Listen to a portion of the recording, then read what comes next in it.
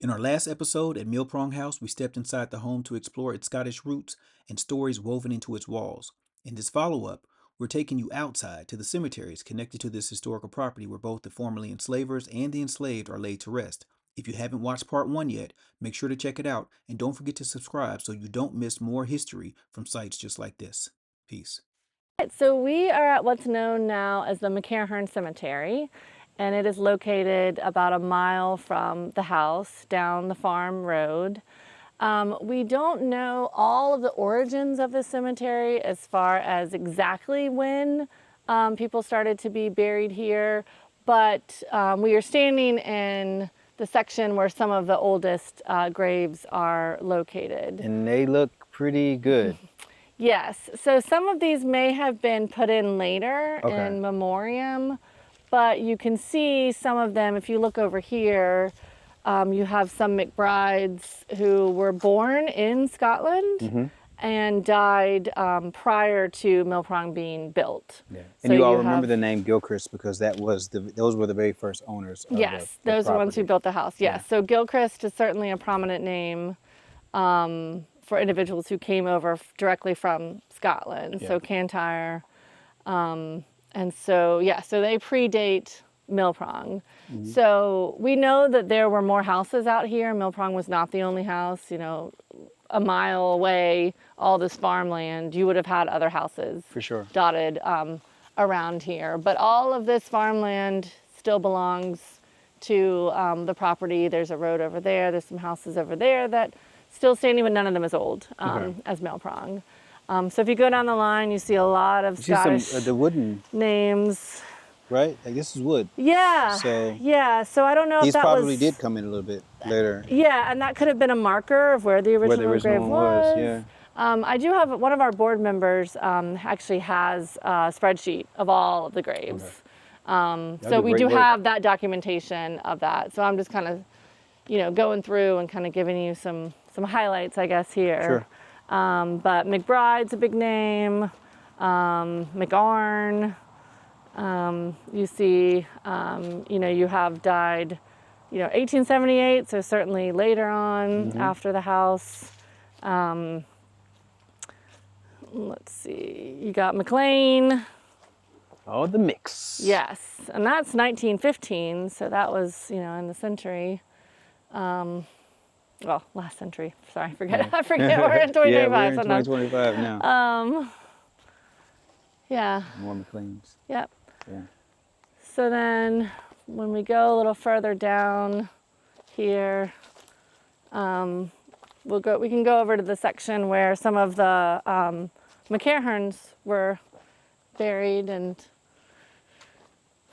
some of the, And these will be your direct descendants. well, so here we still have some McLeans. So I Okay. think what this shows to me is that this was not just a family cemetery. Yeah, it was community. It was community. And, you have 1817, 1843. You've got Watson. Early burials. Man. A lot of Archibalds. You got Watson, Stewart, which is a fairly prominent name. Over here, unfortunately, it's in disrepair, but this is the gravesite of Archibald Sr., so the Colonel. So my great-great-grandfather who purchased Mill Prong. Yeah. So this and we is, saw him in the picture in the house, y'all. Yes, yes. So this is his headstone. Here is the infant headstone. So my great-great-grandparents ended up having 3 kids, but unfortunately Sellers passed away as an infant. So he's interred here. And this one says erected by his wife, so they made it known who. Yeah, so this is Was the responsible for gravestone this one. of DP's brother. So, the Colonel had 10 kids, 2 boys, Yeah. and Archibald McCharn Jr., I suppose, died in 1864. So that's what compelled my great-great-grandfather to come back to Mill Prong after leaving from where he was fighting. And this is Margaret Ann. Yep, you have so Margaret she would have Ann's. been the one Yes, who so she erected was that. his wife. She made that known. Yeah, my birthday too. Oh yeah? Yeah, birthday. March 10th, yeah. Yeah. So, you And know, hers is the tallest one out here. yeah, and I believe from what I know is their house was not too far from here. Okay. And, you know, she certainly had to lean heavily on DP to run this farm, this part of the farm, this For sure. section. You know, and she had children, and one of her daughters, Sally, wrote to DP a lot. That was a favorite niece of his, so we have some letters and things from her. And so post-emancipation, Dennis and all those other folks, they would still be out here tending to these fields. Yeah, right? probably. I mean, they had different, you know, jobs. You know, we know Washington was the driver. Yeah. You know, there certainly were people who were cooking. But yes, but they were certainly people who were still working the We're still out land. here. Yeah. And again, as we were talking before, not being paid in wages, but being paid, you know, in food and sundries, you know, other things like that. So, yep. So we'll walk over here, go to. I always feel very odd sometimes walking straight through a cemetery, like I need to follow follow the lines, but it's hard to You know wanna step on sometimes folks, where they right? are. It's like I apologize in advance. No, I used to tiptoe Sacred around as ground. much as I could, and Yes. Yeah. Oh, here's a McFall. So I was telling you about the McFalls, which were a prominent family who owned the mill. So the mill of the Mill Prong. So you got the McFalls yep. over here. John Gilchrist is right down there. Oh, this is okay. Thank you. Thanks, Mom. Well, this is John McFall. Where did you see the John Gilchrist? Further up.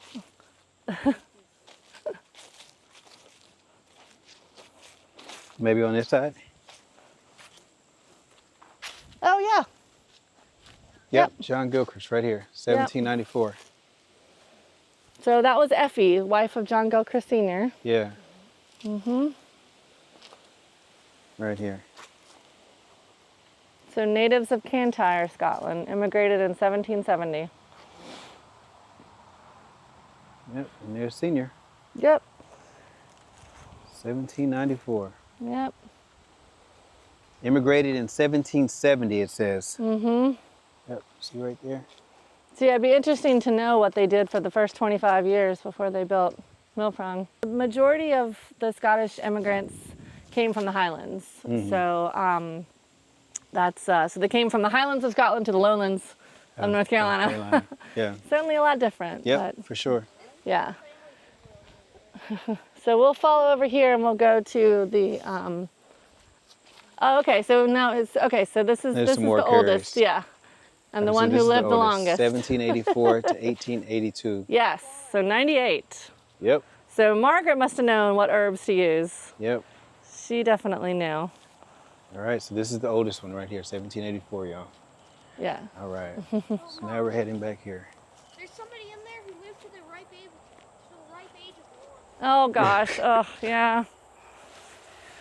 So this used to be separated by a road, and it was not really known that it was back here for a long time. Some of that was, you know, to keep some of the vandals from coming back here, and so it definitely has not been kept up as much. A couple of years ago, we did do a clean out of it, and we took up, there was a huge pile of leaves and things that were covering it. So we took up a bunch of leaves, we planted some grass, but it just keeps kind of growing back.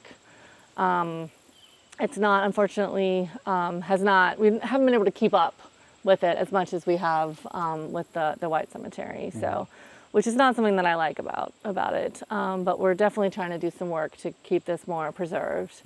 But this is the African American Cemetery. So we don't know a lot about all the individuals who were here. We don't even know exactly how many graves there are here. We do know that it's not bigger than this. You know, you see the tree line. Yeah. If you go where that tree line is, that's where you hit water. Over so there? we know. This is The the general area- vicinity of where. Yes, and we do know. You know, you see the rows.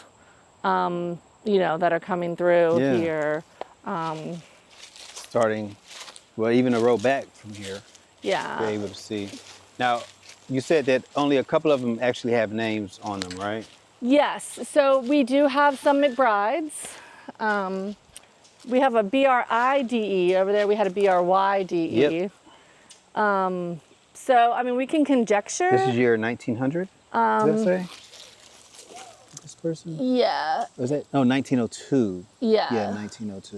1872. 1872 to 1902. Yeah. Right there. Okay.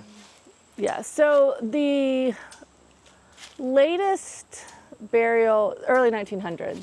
So at some point, they stopped using this as an active cemetery. But unfortunately, I have not seen any records.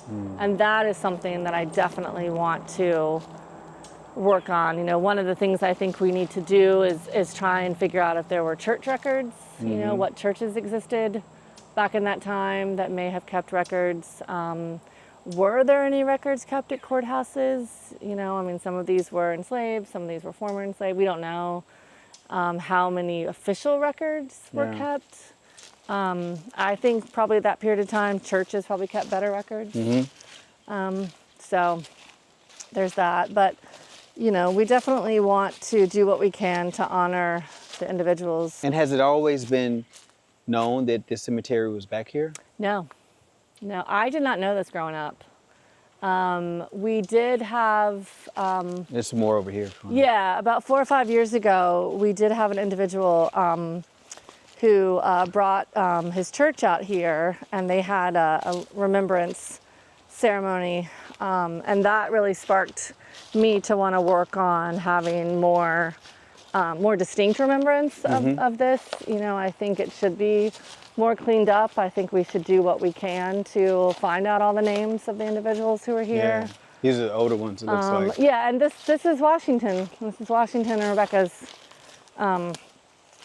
grave. So as I was telling you about Uncle Washington, who was born to the family. Yep. So him and his wife. So you can see, he, as we saw written in the family Bible, he was born in 1821 and died in 1906. And he died before DP, my great-grandfather, died.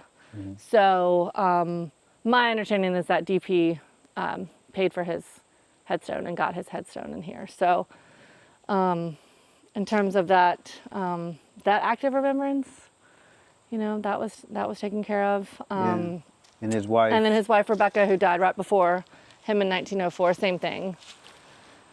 So She was born in 1833, and they both took the surname McCharn. McCharn. McCharn.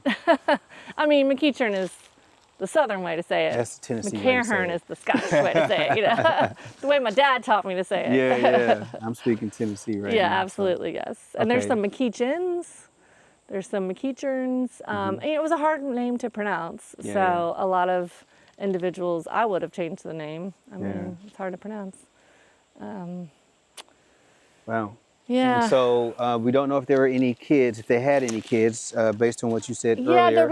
the limited research I have found indicates they did not have kids. But, we have McLean Yeah. here. And she was born in 1822. 1892. Yeah, and I've tried to do some research on some of these names, and I hit dead ends. So I think I need to go to the churches. I think Yeah. that's really what I need to do. But yeah, but if we walk over here, we can see a few more. There's a Parker. You can smell the water too. Yeah, smell so it? the swamp that we stopped at on the way down here. It leads back here. Yep, right over there. Okay. And there was a road that separated it at one time. I was just about to ask, normally there was a wall or something that created a sense of separation. Yeah. And maybe that's, I've seen that often at churches. But, I guess to have a private cemetery, obviously it can be different. Yeah, so then you have So Minnie. Minnie. Yep, she died as an infant. Ella. Yeah, so what's interesting to me is when we were looking in the white cemetery, we had a lot of McBride's BRYDE. But over here, we have BRID. Yeah. Died 1906. at 32 years of age. Mm-hmm. May the resurrection find thee on the bosom of God, of thy God. Ella, wife of J.P. McBride. Mm-hmm. Wow. And then you have an infant who Yeah, died. a year.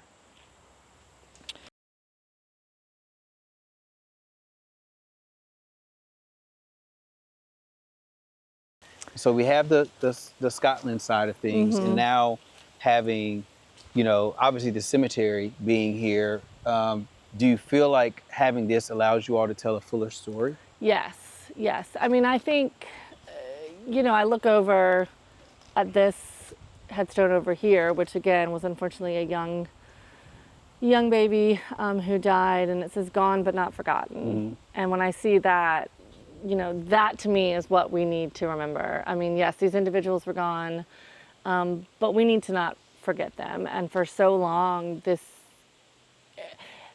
area was forgotten to me. It was forgotten to some members of my family. I know there was other members of family who knew it was here, and 100% other members of this community who knew it was here, but not everyone. And so, people, to me, cemeteries are sacred sites, and going through the trouble to put headstones, mark where individuals' final resting place is, can't be for nothing. You Sure. have to. It tells the fuller story of this wasn't just about the Scottish immigrants. It wasn't just about the people who lived in the house. The people who lived in the house would not have been able to live in the house if Right. it wasn't for the people who worked this land and the people who cooked their meals and the people who did all the things to make the farm, grow the crops and all of those things. And it just, we need to honor them as well. One of the quotes I heard yesterday at the games from the talk of Ernst Gilchrist is, heritage builds resilience. And I think when we talk about, me growing up, coming to this land, I always knew my heritage. I always knew, the White House, belonged to this person, this person. I could eventually tell you the family tree the older I got, but I always knew my heritage. I could always trace back. And so to me, I felt connected to the land, to my family, and I don't like the fact that not everybody can know their heritage. Knowing where you came from, the older you get, the more important that is. Sure. But at least it should be. Yeah, yeah, exactly. But it tells the story of you. Yeah. It tells where you came from, and every person deserves, if they want to know that story, they deserve to be able to find out that story sure. and know that story. Because for a lot of people, that does make them feel more connected. So if there's a piece of people's heritage here, they should know about it. Yeah. And so the work that goes into doing that is still not done. There's a lot of work that we need to do. We know it's here now. We do what we can. Obviously nature takes its course. Branches fall, leaves grow, those kinds of things happen. Hurricanes happen. Flooding happens. Yeah, but I think eventually my vision would be to have some kind of table size, plaque at the entrance. And the reason why I've been waiting so long to do that is because I would like to be able to recognize as many family names as I can, but I don't know how many we're going to be able to know. So I was talking to somebody not too long ago who's done some work in Williamsburg, to that same kind of degree about honoring, cemeteries and things like that. And so the piece of advice she gave me is that you can't know everybody, but God knows everybody. And so you can, get the names you can, write down, recognize, honor the names you know. But then there's some that only God knows. And you just have to do what you can, to again remember that and pay honor to that. But you're not always going to know everybody. Yeah, this is true. So you just do what you can. But it's intentional work for me that is not finished. Yeah, So we will continue to do what we can. this is true. And in the meantime, I just come visit every time I'm out here and pick Yeah. up some branches and clear what off you can do. some headstones and, yep, Yeah. do what you can. Well, this has been absolutely wonderful. We've been trying to connect for over a year. I know. It's a journey to come out here. It's a journey to come out here, and our schedules, you being in Williamsburg, me being in Charlotte, but we made it happen, Yes. of course, because I was hell bent on making sure that this year I appreciate that. a visit would happen. I want to get this story out here. I want people for to sure. know, especially if they know anything about Yeah. anybody who walked this land, anybody who lived Yeah. on this land, worked this land, buried on this land. So let's go through the surnames real quick again, just because with viewers that may be watching this, it's interesting because I always get people that are watching these videos and they're like, that's my surname or that's my Yes, family yes. tree, right? And so run through some of the surnames Okay. again. All right. So we've got Gilchrist, McCharn, McFall, McBride, McLean, Curry. There's Parkers. There were some McRaes Okay. who were tenants, MCRAE. Okay. There's McCallum. I'm just trying to run through the list. No, it's okay. It's okay. And we can circle back if Yes. we need to. And so you all, if any of those surnames are part of your family tree, I might leave an email address McNeil? in the caption. McNeil's. Oh, how can you forget the I know, McNeil's, right? McNeil's. But I'm going to leave an email address within the description of this. And so if there's a family connection here in the state of North Carolina, you'll be able to email and say, hey, this is my lineage. I want to see if there's a connection, or even to help them further their research by sharing what it is that you have. And so I'm going to pass that responsibility on to you as a viewer if you have any of these surnames represented in your family tree in North Carolina. And so there we have that piece, right? Yeah. Thank you for helping us keep that heritage. Hey, I'm a Build that genealogy resilience. geek, you know what I'm saying? But I greatly appreciate you for allowing me to come out on today. I think this is the last site for today, right? Yeah, this is the last site for today. it, Yep. yeah. So you all This is saw the Gone but not forgotten. yes, The final resting yes, place. the final yeah. resting place. So you all saw the house up front, and now you've seen both of the cemeteries. And so I hope that this has been educational for you, just as it has been educational for me, which every time I come to these sites, this is what it does. It expands my knowledge, perhaps able to be that connector in which I like to be in connecting people with their past. And so, like I always tell you all, please, please, please subscribe to the channel as well as share. And also consider becoming a member, like I've mentioned before, for me to jump on the road and get gas and sometimes get hotels and all the other things. It does cost. And so any type of support would help with that. There's this thing called a super button that you can click to donate, as well as just viewing the film from start to finish. Or the video from start to finish. So I greatly appreciate you. Peace and blessings. Have a great rest of the week.